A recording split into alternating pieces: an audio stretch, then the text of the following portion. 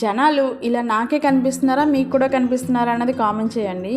నేను మా ఇంటి దగ్గర నుంచి 1 కిలోమీటర్ దూరం వెళ్ళేసరికి ఒకలాంటి డ్రెస్సే వేసుకొని కనీసం ఒక 2-3 కంపల్సరీగా కనిపిస్తారు రోజుకి. నాకైతే భలే నవ్వు వస్తుంది. ఇది కూడా 10 to 11 లోపే, మళ్ళీ ఎక్కువ టైం కూడా కాదు, 10 to 11 లోపు. నాకైతే భలే నవ్వు వస్తుంది. పిచ్చిదానిలో ఒక్కొక్కసారి నా అంతటి నేనే నవ్వుకొని వెళ్తుంటానమాట. అలా ఉంది పరిస్థితి. దీని అంతటికి కారణం ఏంటి అని అంటే ఆన్లైన్ షాపింగ్. ఈ ఆన్లైన్ షాపింగ్ అనేది పక్కన పెడితే ఈ మీషో మరీ ఘోరం. 199కే 2 పీస్ సెట్, 250కే 3 పీస్ సెట్ అని తెగ సేల్ పెడుతుంది. జనాలు అలాగే ఎగబడి కొంటారు.